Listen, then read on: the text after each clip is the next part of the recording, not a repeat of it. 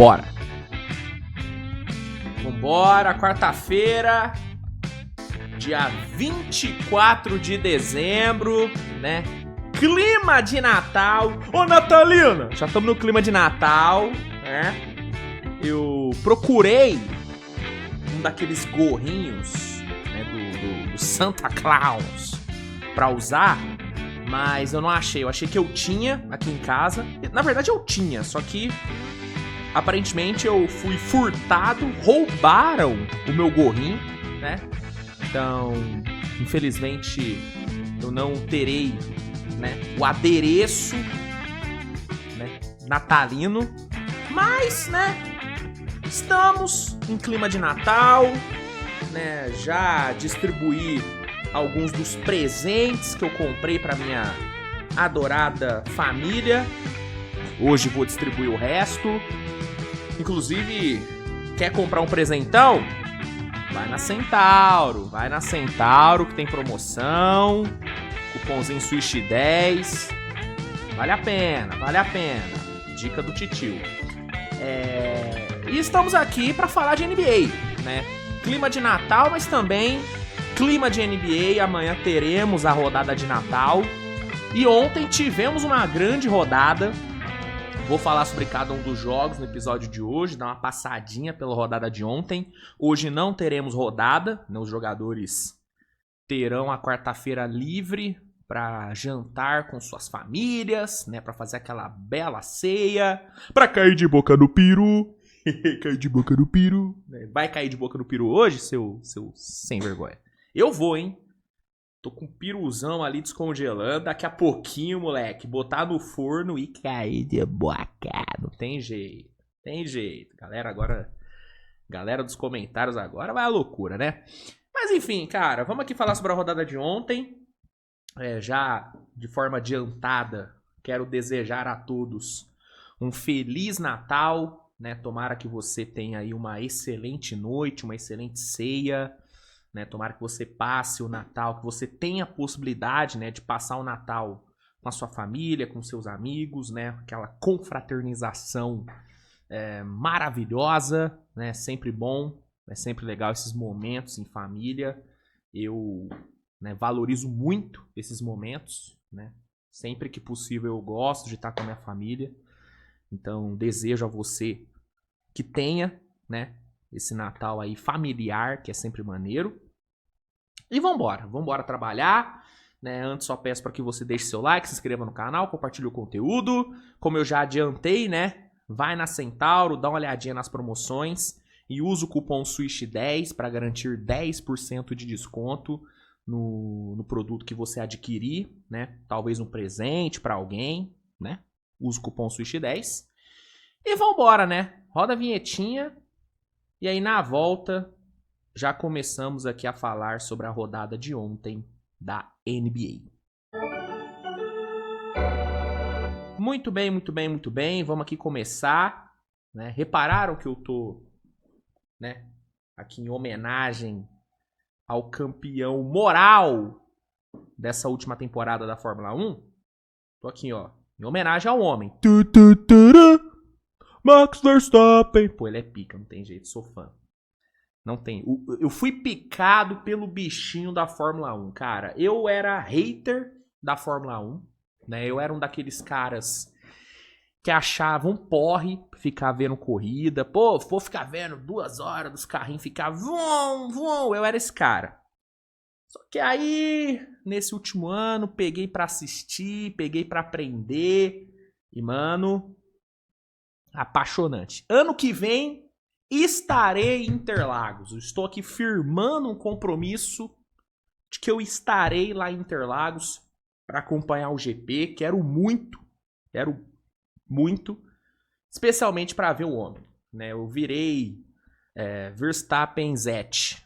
Existe esse conceito de Verstappenzete? Se não existe, passa a existir agora. Sou Verstappenzete. Adquiri essa bela camiseta, me dei de presente de Natal essa camiseta, né? E vamos lá, né? Homenageando o homem, vamos aqui falar sobre a rodada de ontem, começando com a vitória do nosso querido Charlotte Hornets, né? Hornetão da massa venceu o Washington Wizards 126-109 foi o placar final. O Big Three, né? O Big Three de Charlotte brilhou, né? LaMelo, Miller e Knipel, né? LaMelo 23 pontos em 25 minutos, né? Com 9 assistências, excelente jogo do Lamelinho. Brandon Miller com 20 pontos e com Knipel com 19, né? Belo jogo dos três.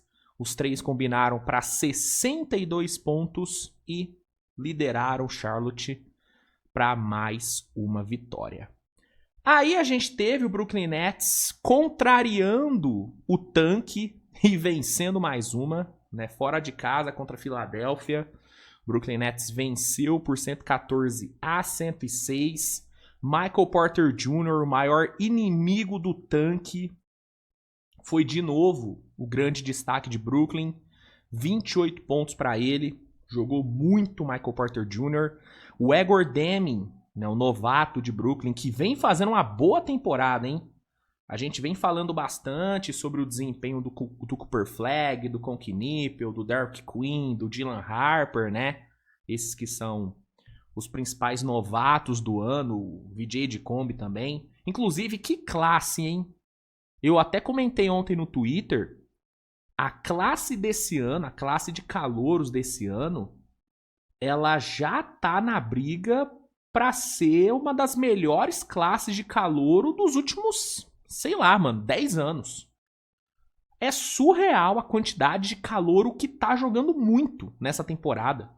Ó, só Cooper Flagg, Con Knipel, pra mim são os dois melhores novatos da temporada até então. Até semana retrasada, eu achava que o Knipel era o melhor, né, a nível de desempenho. Da semana retrasada pra cá, pra mim o Cooper Flagg passou e hoje o Cooper Flagg é o melhor novato. Assim, acho que até com uma certa vantagem, né, especialmente pelos últimos 5, 6 jogos dele que foram incríveis. Mas você tem Cooper Flagg, você tem Con Knipel, você tem Dylan Harper, você tem VJ de Kombi, você tem Derek Queen, esses 5 jogando pra caralho. Você tem o Egor Deming, de Brooklyn, que tá fazendo uma boa temporada. Não começou tão bem, mas já faz alguns joguinhos que ele tá num nível bem legal, mantendo a consistência. Você tem Yakuchonis, que recentemente jogou como titular lá em Miami, foi bem. Você tem o Ace Bailey, que vem oscilando, mas vira e mexe ele demonstra bons flashes lá em Utah. Você tem quem mais? Você tem Hugo Gonzalez, bom novato de Boston, né? Tendo um desempenho muito bom ali com o Mazzulla, aos poucos ganhando mais espaço na rotação. Você tem... Cara, é muito novato bom, mano. É muito novato bom. Quer ver? Vou puxar aqui. Cara, enfim. Você tem aí uma classe muito boa. É muito... Cedric Coward. Pô, que isso? Quase que eu esqueci. Cedric Coward. Jogando demais. Outro que, a nível de desempenho, tá entre os 4 ou 5 novatos com melhor desempenho na temporada. Né? Então, é uma classe muito boa. Muito boa. Né? Um contraste bem grande, né, em relação à classe do ano passado, que foi uma classe que surpreendeu, mas, assim, em comparação a essa, é bem abaixo, né? E você tira como base a primeira escolha, né? O Rizaché, assim, com todo respeito ao Rizaché, mas se ele fosse da classe desse ano, cara, ele não pegava top 5. Em questão de desempenho. Pega o desempenho do Rizaché temporada passada e compara com o desempenho dos novatos desse ano. Tem como comparar, né? Inclusive, Rizaché ontem, o que ele entregou a paçoca contra o Bulls foi brincadeira, hein? Meu Deus do céu. Mas, enfim. É uma classe excelente, cara. E o Egor Deming é um desses destaques da classe. Ontem foi muito bem ao lado do Michael Porter Jr., ambos comandando a vitória do Brooklyn lá em Filadélfia. O Sixers teve o Embiid como seu grande destaque, 27 pontos. O Embiid que deu um baita de um susto durante o jogo, né? caiu ali com uma puta dor no joelho, pediu para ser substituído, mas depois ele voltou pro jogo e tal. Mas não foi o suficiente. Philadelphia sofreu sua 12ª derrota e o Brooklyn venceu seu 9º jogo. Brooklyn com campanha de 9 vitórias e 19 derrotas, né, cara? Brooklyn competindo, cara. Brooklyn competindo, né? Acredito que daqui a um tempo a gente vai ver o Brooklyn começar a perder de forma mais frequente, até porque o Michael Porter inevitavelmente vai ser trocado nas próximas semanas. Mas o que a gente viu até agora foi um Brooklyn jogando bola, né? Perdendo muito jogo, sim, mas não perdendo de forma vergonhosa, não perdendo de forma vexatória, perdendo na bola, jogando, né? O que mostra o quão bom, o quão ótimo é o senhor Jordi Fernandes. Esse cara, com um time bom na mão, ele vai fazer um estrago na liga, mano. Já vou adiantar. Quando o Brooklyn Nets montar um time bom, o que eu acho que vai acontecer daqui 1-2 temporadas, esse time vai voar, cara. Porque o Jordi Fernandes, ele já mostrou que ele não precisa de muito para fazer um bom trabalho. Com o pouco que ele tem nesse ano, ele já fez o Brooklyn vencer 9 jogos. E jogar bem a maioria dos jogos, né? Perder na bola. Esse cara é bom. Esse cara é bom, o Brooklyn tá em ótimas mãos, né? Agora é questão de desenvolver a molecada, draftar bem, fazer boas trocas, que eu acho que o futuro de Brooklyn é promissor, cara. É promissor, né? De fato é bem promissor. Aí a gente teve, né, Atlanta Hawks e Chicago Bulls. Atlanta...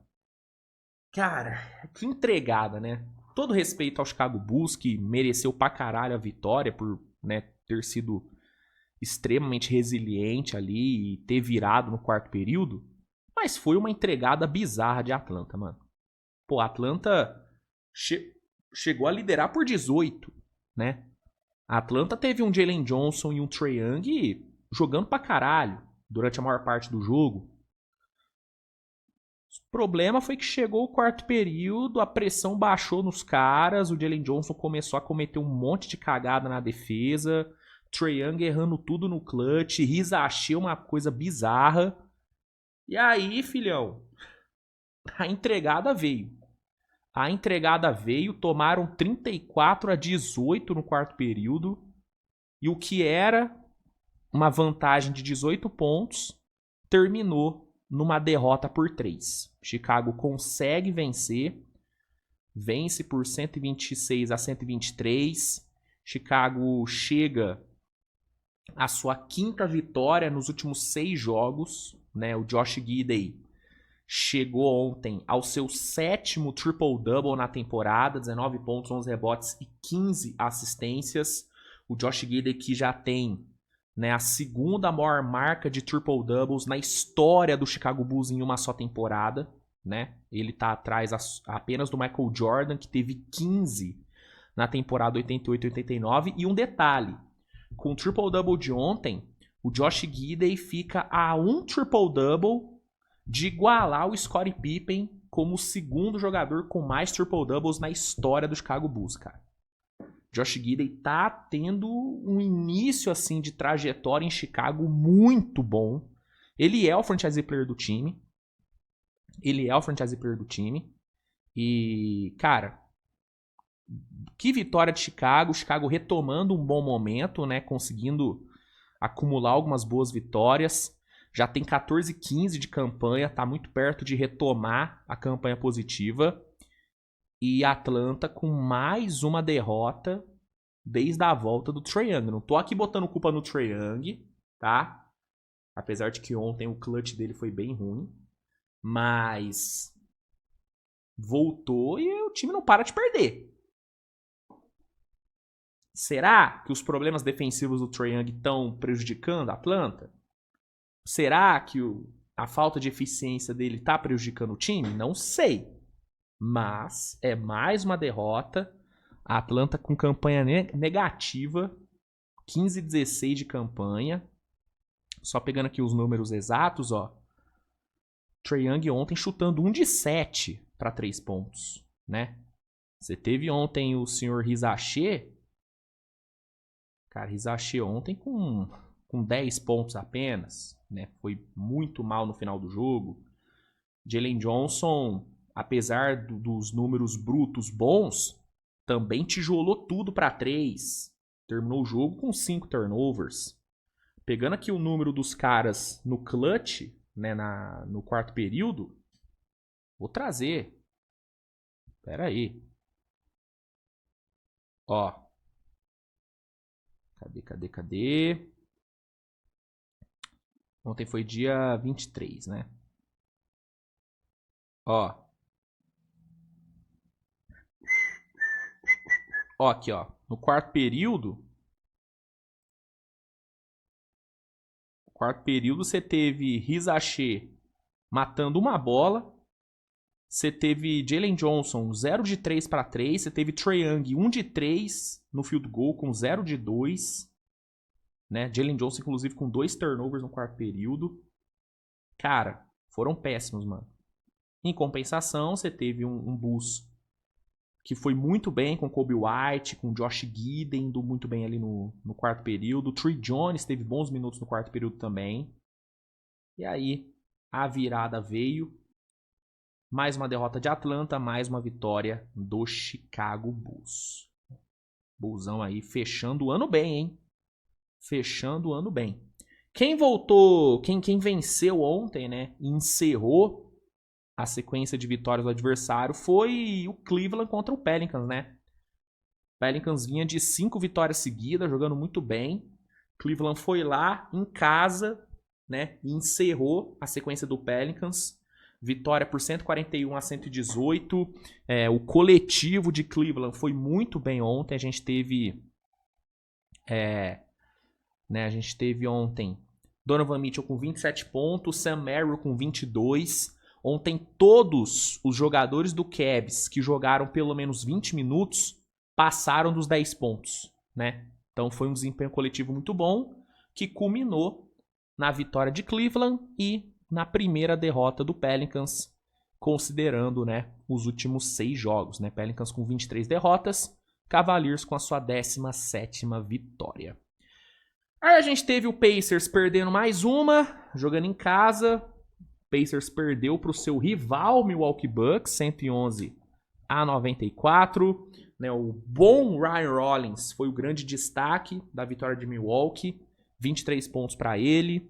Né, o Bucks que construiu a sua vitória ainda no primeiro tempo, né, abriu uma boa vantagem antes de ir para o intervalo e aí no segundo tempo foi só questão de administrar. Né, o Pacers bate sua 24ª derrota. O Pacers nitidamente vai, né, começar 2026 pensando em draft. Dificilmente esse time vai conseguir reverter essa campanha ruim para tentar buscar um playoff.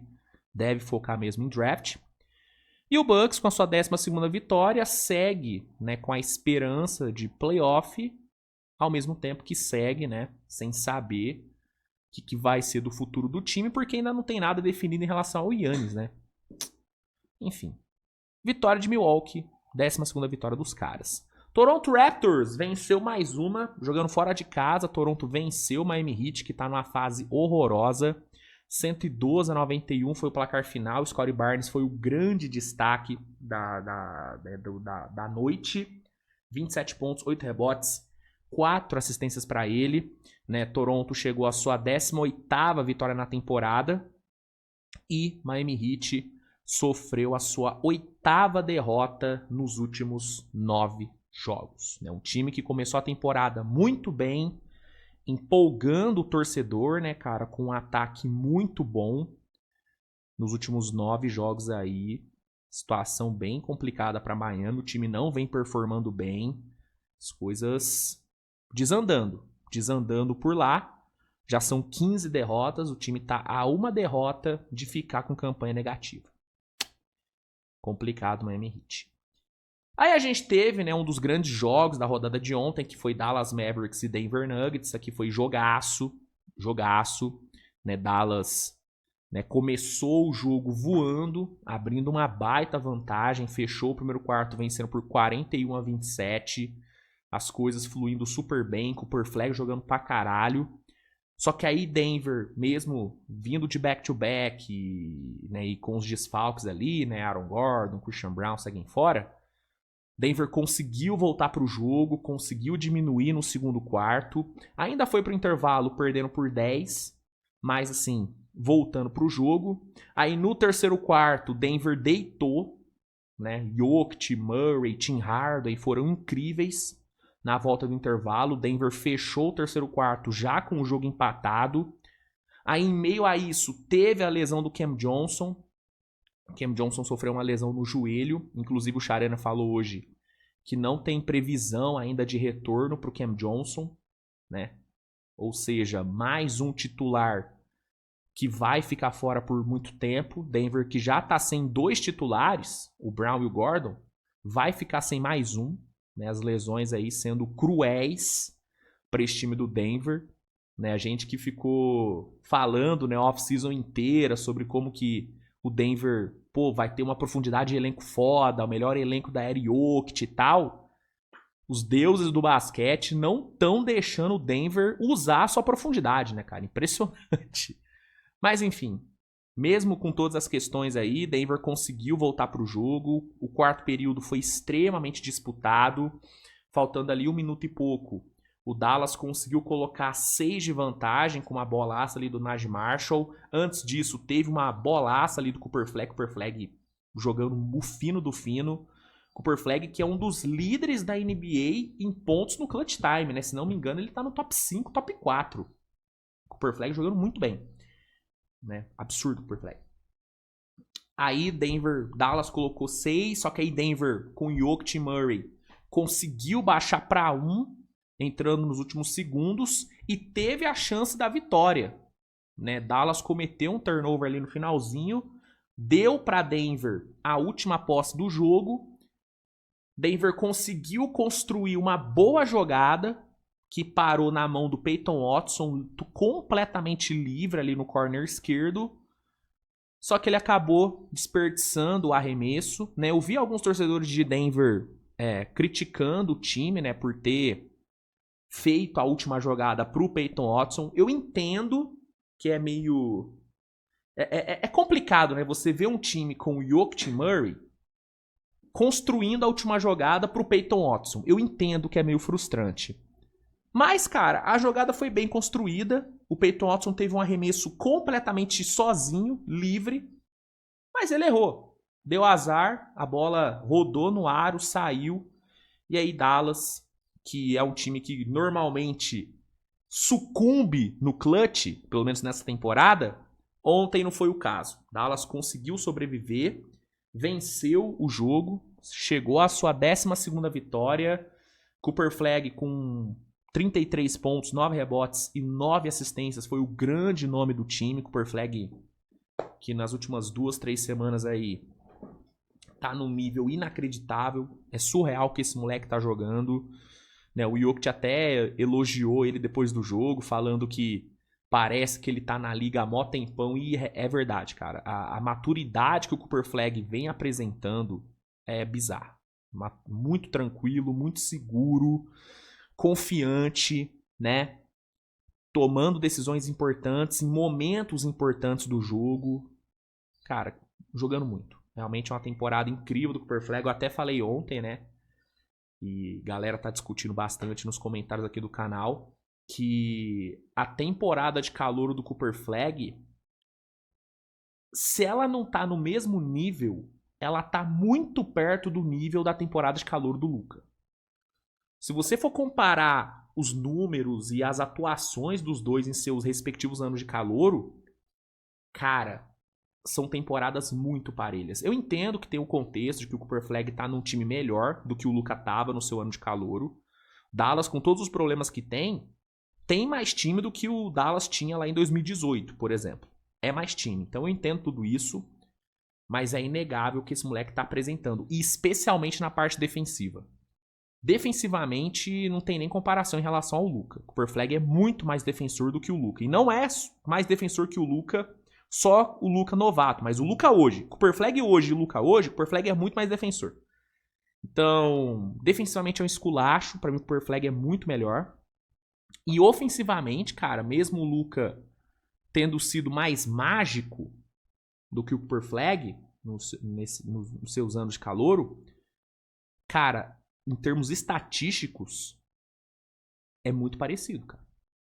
É muito parecido. Óbvio que o Luka vai ter mais assistências e tudo, normal. Característica de jogador. Mas, cara, pontuação e eficiência nos 3 níveis tá muito parelho, mano. E é bizarro, mano. Esse moleque tá jogando muita bola, cara.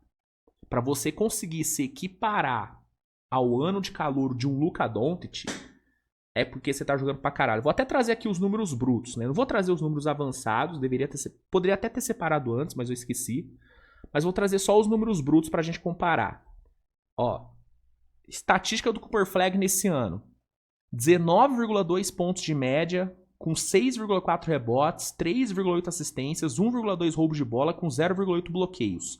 Chutando para 48,7% no geral, 26,7% para 3. Lembrando que o Cooper Flag, só nessa temporada, já bateu o recorde de mais pontos de um jogador com 18 anos ou menos, tá? Já bateu o recorde com... foram 42, né? Contra o Utah Jazz. Só pontuar. O Luka, no seu ano de calouro... Cara... 18-19, né? Foi 18-19 o ano de calouro do Luka? Ou foi 17-18? Acho que foi 18-19. Deixa eu só ver aqui. Deixa eu abrir o Basketball Reference. Na dúvida, né? Vamos no Basketball Reference. Foi 18-19. Ele com 19 anos, ou seja, ele já tinha um ano a mais do que o Cooper Flag. O Cooper Flag é um ano mais novo do que o Luka. Cara, 21,2 pontos, 6 assistências, 7,8 rebotes, chutando com 1,1 steal e 0,3 bloqueios, chutando para 49,7% no geral, 32,7% para 3. Cara, é bem parelho, mano. É bem parelho. Talvez a temporada do Luka ainda seja melhor, mas, cara, a diferença não é tão grande, mano. A diferença não é tão grande. Eu vi até o camarada Wood fez uma postagem hoje comparando, né, a eficiência dos dois como novato. Vou só trazer alguns números que ele trouxe que eu acho interessante. Ó, chutando no mid-range, Cooper Flag tem uma eficiência de 3,6% a mais do que o Luka teve no seu ano de calouro. Nas bandejas, o Cooper Flag tem 1% de aproveitamento, 1% de field goal a mais do que o Luka teve. Cadê? Fadeaway, Cooper Flag tem 5,4% a mais de eficiência em fadeaways do que o Luka teve no seu ano de calouro. Cooper Flag, aqui ó, em finger and roll, que é aquela finalização, né, suave, né, com as pontas dos dedos. Quase 10% de eficiência a mais do que o Luka teve. Então você pega aqui estatísticas avançadas, né? Você vê que o Cooper Flag ele tá tendo uma temporada de calouro impressionante, sim, comparável, tá? Comparável à temporada de calouro do Luka. Repito, o Luka teve mais assistências, o Luka foi talvez mais encantador do que o Cooper Flag, né? Jogadas mais incríveis, né? Highlights mais incríveis e tal. Mas olhando friamente, são temporadas parelhas e é muito louco ver, né? Como que o raio caiu 2 vezes no mesmo lugar, né, mano? Surreal, cara. É realmente surreal como que Dallas, né, conseguiu ter esses 2 talentos, né, nessa geração. Vamos ver se com o Cooper Flag, né, eles não vão, né, cagar do mesmo jeito que cagaram com o Luka, né? Vamos ver se dessa vez eles não vão trocar, né, a sua joia, né? Enfim, tá jogando muita bola, o ponto é esse. Assim, eu só tô comparando com o Luka porque não tem jeito, são 2 prospectos incríveis que foram para Dallas, né, que foram envolvidos em toda a questão da troca, então as comparações são inevitáveis. Mas independente de quem teve o ano de calor melhor, o ponto é que o Cooper Fleck tá tendo um ano incrível e ontem foi decisivo para a vitória de Dallas. O Anthony Davis também fez um ótimo jogo, o Najee Marshall fez um ótimo jogo e Dallas, aos poucos, né, vem aí acumulando mais vitórias, acumulando bons resultados contra bons times, né? Ontem pegou um baita time de Denver, que beleza, lesionado, vindo de back-to-back, tem todas essas questões. Mas é o Denver Nuggets. E Dallas conseguiu vencer, chegou a dar uma leve derretida depois do primeiro quarto, né? O terceiro quarto foi bem desesperador para Dallas, mas os caras conseguiram botar a cabeça no lugar e fecharam bem o jogo. Muito foda, bela vitória e Denver chegando à sua 8ª derrota na temporada e, né, tendo aí a perda do Cam Johnson. Aí a gente teve o Minnesota vencendo o New York Knicks em casa por 115-104. O Anthony Edwards com mais uma grande atuação. Anthony Edwards vindo aí para 38 pontos, com 4 roubos de bola, jogando muito. Nosso querido Ant-Man. 9º jogo dele de 35 mais pontos na temporada, jogando muita bola. Minnesota batendo a sua 10ª vitória nos últimos 12 jogos, passando por um ótimo momento. Minnesota que recentemente venceu o OKC, né? Venceu o OKC, venceu agora o Knicks, acumulando vitórias muito boas. E o Knicks, mesmo tendo o Karl Anthony Towns vindo para 40 pontos contra o seu ex-time, não conseguiu vencer, sofreu sua 9ª derrota. Aí a gente teve San Antonio vencendo, né, o OKC novamente, né? Aqui não tem nem muito o que falar, né? Eu já fiz vídeo sobre esse jogo, mas em resumo, San Antonio foi muito melhor. Assim como foi muito melhor em Vegas, San Antonio voltou a ser muito melhor no jogo de ontem. Tem que ser pontuado que o OKC vinha de back-to-back, estava sem o AJ Mitchell. Óbvio que esses foram fatores que, de certa forma, contribuíram para o resultado. Mas o fato é que San Antonio foi superior no ataque, foi superior na defesa, né? Keldon Johnson ontem teve uma noite mágica vindo do banco, 25 pontos, uma eficiência absurda no perímetro, né? Você teve Dylan Harper, mesmo pontuando pouco, tendo um impacto gigante em assistências, em roubos de bola. Stephon Castle fez um grande jogo. Harrison Barnes fez um ótimo jogo. O Wembanyama, apesar da minutagem baixa, ele que segue tendo, né, minutagem reduzida, teve um impacto extremamente positivo nos minutos que teve. E venceu. O San Antonio mereceu demais, venceu. O KC de novo ficou abaixo. Mérito da defesa de San Antonio. Né, ontem, basicamente, só o Shea jogou. 33 pontos para ele, com 8 assistências, fez tudo o que dava, mas ontem o entorno dele não ajudou. J-Dub teve um jogo horrível, o Chet Holmgren, de novo, teve uma atuação de merda contra o Embi, e não existe rivalidade entre Chet e o Embi. Esse papo de rivalidade entre os dois, cara, é papo criado pelo Embi. É o Embi que fomenta essa rivalidade, porque a verdade é que não existe rivalidade entre os dois. Né? Nunca existiu rivalidade entre os dois. Até falei ontem. O máximo que existiu foi uma comparação entre os dois no ano de calouro deles. Porque em algum momento naquela temporada, o Chet de fato foi melhor do que o Embi. Mas foi em 2, 3 meses. No resto da temporada, o Embi foi muito melhor. Não é à toa que o Embi foi Rookie of the Year. Então, não tem comparação, não tem rivalidade. O Embi é extremamente superior ao Chet. E esses dois últimos jogos deixaram isso claro. O Wembanyama, com minutagem reduzida, botou o Chet para mamar nos 2 jogos. E não tem comparação. São jogadores que estão em níveis, em prateleiras completamente diferentes. E assim, o Chet é um jogador muito bom, tá? O Chet é bom pra caralho. É que o Wemby é outro nível, né? E o Chet, ele tem um problema que nos jogos contra San Antonio, não sei porquê, mas ele peida demais, cara. Ontem o Wemby foi bem e tal, mas o Chet, o que ele se caga quando pega o San Antonio é brincadeira. Ontem ele tava sendo humilhado pelo Cornet. Tipo, brincadeira o Chet. Mas enfim, o Chet foi muito mal, J-Dub foi muito mal, todo mundo foi mal, Caruso foi mal, Aaron Wiggins foi mal, Daigneault também foi horrível em algumas rotações. O Lu Dort até que foi bem no ataque, não achei que ele foi tão ruim. Mas, por exemplo, o Cason Wallace foi horroroso, então foi um jogo ruim de Oklahoma, mérito de San Antonio. E um jogo excelente de San Antonio, botou 20 pontos na bunda de OKC. OKC faltando 3 minutos, tirou os titulares de quadra.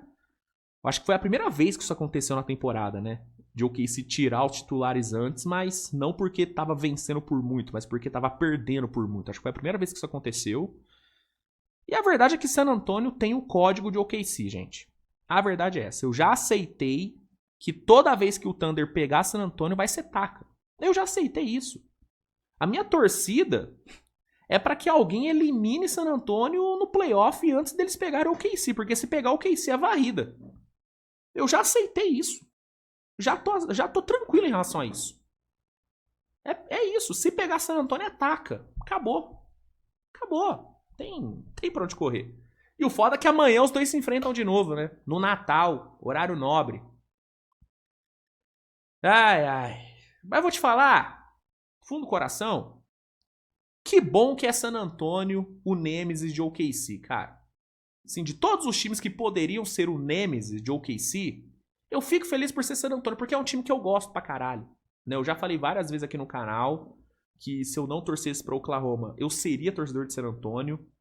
Admiro muito a franquia, amo o Embiid, admiro muito, né, o mestre Popovich, é um dos ídolos, dos maiores ídolos que eu tenho no basquete. Adoro o Dylan Harper também. Então, que bom que é San Antonio. E essa, assim, não existe rivalidade entre Chet e o Embiid, mas sem dúvida existe rivalidade entre o OKC e San Antonio. Essa rivalidade existe, tá? Isso eu admito que existe. E, sem dúvida alguma, vai ser a grande rivalidade do Oeste pelos próximos anos. Né? Acho que o futuro é realmente esses dois times se enfrentarem cada vez mais em playoff. E considerando o retrospecto recente, San Antonio deve vencer algumas dessas séries. Mas, enfim, é isso, cara. San Antonio é um ótimo time, né? Eu que tinha dúvidas, né, se San Antonio daria o próximo passo já nessa temporada, os caras de fato deram. San Antonio é uma realidade. É um time que vai brigar por seed 3, por seed 4. Hoje tá na seed 2. Vai brigar por mandos de quadra. E se todo mundo chegar saudável no playoff, tomara que chegue, esse time vai incomodar muito, cara. Esse time vai incomodar demais. Demais. Né? Principalmente, né, o Oklahoma. Se tem um time que vai ficar incomodado com o San Antonio no playoff, é o Thunder. Essa é a verdade. Enfim. 22ª vitória de San Antonio, 4ª derrota de OKC. Aí a gente teve o Phoenix Suns atropelando o Los Angeles Lakers, mais um atropelo, né? Phoenix que já havia atropelado o Lakers lá em Los Angeles, agora atropelou em casa. Vitória dominante, 132-108. Né, o Lakers que teve a volta do Austin Reeves, mas não adiantou de absolutamente nada. Até porque o Austin Reeves ele não ajuda o Lakers na sua principal deficiência, que é a defesa, né? Inclusive, ele é parte do problema, né? O Reeves é parte dos problemas defensivos. O Lakers ontem foi de novo um jogo que o Lakers foi completamente assim, trucidado na defesa. Né? O Phoenix ontem pontuou do jeito que quis, quando quis, especialmente no terceiro quarto. O Lakers tomou 45 pontos. Né? O garrafão do Lakers ontem era uma água. Assim, o Phoenix infiltrava como queria. Né? Inclusive o Coast to Coast, um abraço para os meninos do Coast to Coast, adoro todos, puxou um levantamento interessante, né, sobre a defesa do Lakers. Deixa eu pegar aqui para passar para vocês. Aqui, ó. Aqui. O Lakers é o time que mais cede eficiência de 3 pontos para o adversário. Né? O Lakers cede ao adversário cerca de 38,5% de aproveitamento para 3, o que é 5% a mais do que a média da liga. O Lakers é o time que mais permite porcentagem de acertos em arremesso de 3 pontos livres, os famosos wide opens, né? Os adversários, se tá livre no corner, provavelmente o adversário vai matar a bola, né? O Lakers é o terceiro time, é o terceiro pior time da NBA em eficiência do adversário. O Lakers permite com que os adversários convertam cerca de 56,8% dos arremessos que tentam. É uma defesa horrível, bicho. É uma defesa horrível que ontem, novamente, foi horrível. Tomou 132 pontos do Phoenix. Ontem, o diferencial da vitória do Phoenix, que foi de 24 pontos, foi a maior diferença de pontos, a segunda, né? Maior diferença de pontos que o Phoenix colocou na temporada, né? E isso com o Austin Reeves jogando, com o DeAndre Ayton jogando, com o LeBron James jogando. Então, é horrível, cara. A verdade é que a defesa do Lakers é horrorosa. E o ataque, apesar de ser um ataque que produz e tal, é um ataque extremamente limitado em termos de variação de jogo. Fica nítido como que esse time do Lakers não consegue produzir sem o Luka. Por quê? Porque 90% do ataque do Lakers se baseia nas jogadas de isolation do Luka, nas jogadas de pick and roll do Luka. Não existe variação de jogo, não existe movimentação de bola, não existe jogadas desenhadas, não tem isso. É bola na mão do Luka, bola na mão do Reeves, bola na mão do LeBron e deixa os três resolverem. E quando eles não conseguem resolver, quando os três não combinam pra, sei lá, 90 pontos, o Lakers não ganha. Por quê? Porque não consegue segurar na defesa, porque não tem repertório. E aí entra no trabalho do J.J. Redick. Eu gosto do J.J. Redick, eu acho que existem, né, pontos positivos no trabalho dele desde o ano passado, mas é inegável que, mano, ele ainda é limitado. Ele ainda é limitado, né? E aí você junta a limitação do J.J. Redick com a completa falta de vontade desse time de defender, porque além de faltar material humano defensivo, falta vontade, mano. Os caras não têm vontade na defesa. Não tem atenção na defesa. Basicamente, toda a posse defensiva do Lakers ou termina em pontos do adversário ou termina em falta. E não é que a arbitragem apita contra o Lakers, é que o Lakers não sabe defender. E quando você não sabe defender, ou você toma o ponto ou você faz a falta. Então, cara, é foda. E aí a galera vai vir falar, pô, do jeito que você fala, nem parece que o Lakers tem 19 vitórias. De fato, o Lakers tem uma campanha de 19 vitórias e 9 derrotas. Mas, cara, sério mesmo. Você acha que a campanha do Lakers condiz com o que o time apresenta? Não condiz, cara. O Lakers tem essa campanha porque os três, especialmente Reeves e Luka, resolveram a maioria dos jogos que o Lakers, né, conseguiu levar para um clutch. Porque quando o Lakers não leva o jogo para o clutch, toma ataca. É atropelado. Entendeu? Não tem vitória tranquila pro Lakers. Ou o time tem que ir pro clutch para resolver. Não é à toa que o Lakers é o time, né, com o melhor aproveitamento em clutch time na temporada. Isso é um mérito. É um time que sabe fechar jogos. Mas é um time que sempre tem que fechar jogo. Sempre tem que buscar no clutch. Isso é insustentável, cara. Não é à toa que times mais sólidos estão passando o Lakers. San Antonio, Minnesota já tá com 20 vitórias. Denver tá com 21. Você tem Phoenix. Phoenix tem 16 vitórias. Phoenix só tem 3 vitórias a menos que o Lakers. Você tá entendendo? Enfim, é isso, cara. O time tem problemas, tem muito talento e por isso vence jogos, mas tem muito problema, né? E se não resolver, sinceramente é difícil ver esse Lakers chegando longe, cara. Sinceramente. A galera vai me taxar de hater, beleza, mas é minha opinião. Eu confio muito mais em Minnesota no playoff do que no Lakers. Confio muito mais. Hoje eu confio mais em San Antonio. Confio muito mais em San Antonio. Confio mais em... É foda falar isso, mas eu confio mais em Phoenix. Porque é um time mais sólido dos dois lados da quadra. E que atropelou o Lakers 2 vezes na temporada. E lembrando que o jogo que o Phoenix perdeu pro Lakers foi aquele jogo com aquele tanto de problema de arbitragem que eu não vou entrar aqui pra... A galera vai encher o saco. Mas, enfim. É isso, gente. O ponto é, a defesa do Lakers é horrível. O time tem falhas grotescas, falhas essas que o Phoenix, de novo, soube explorar muito bem.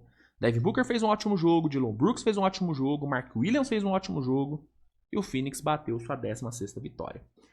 Aí a gente teve Memphis vencendo o Utah Jazz lá em Salt Lake, 137-128, grande jogo de Santi Aldama, 37 pontos para o espanhol. Foi o grande destaque da vitória do Menfudo, que venceu o 10º jogo nos últimos 15 jogos. Né? Memphis aí é outro que também está num viés de crescimento. Aí nos últimos 3 jogos, deixa eu só mudar aqui a página.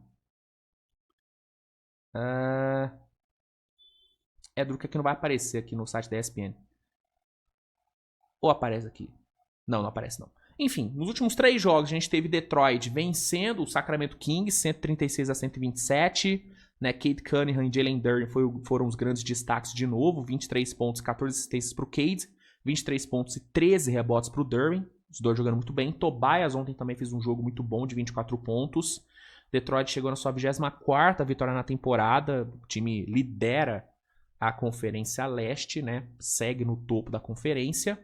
A gente teve também o Orlando Magic vencendo o Blazers por 110-106. Desmond Bane e Anthony Black foram os destaques. 23 pontos para o Desmond Bane com 6 steals, né? Com 6 stocks, né? Que são steals e blocks. E Anthony Black com 22 pontos, 7 rebotes, 6 assistências. Os dois foram os grandes destaques. 17ª vitória de Orlando na temporada, seguindo ali na zona de classificação direta para os playoffs. E aí, no último jogo da noite, a gente teve o Houston novamente, né, sendo derrotado por um dos piores times do Oeste. As últimas 3 derrotas de Houston foram todas, né, para times que estão na parte de baixo da conferência. E ontem, o vilão da vez do Houston foi o Clippers. Né? O Clippers, o moribundo Los Angeles Clippers, venceu o Houston.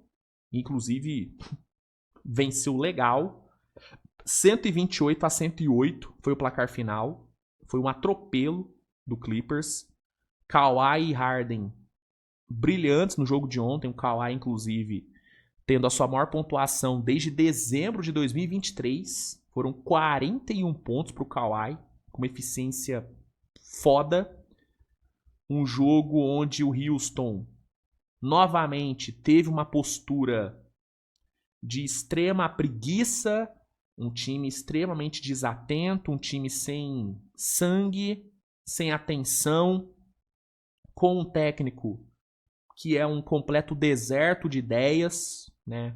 O Ime Udoka caminha passos largos, né, para levar o prêmio de pior trabalho da temporada, né? Ele, Kenny Atkinson estão aí nessa disputa, o próprio Steve Kerr também.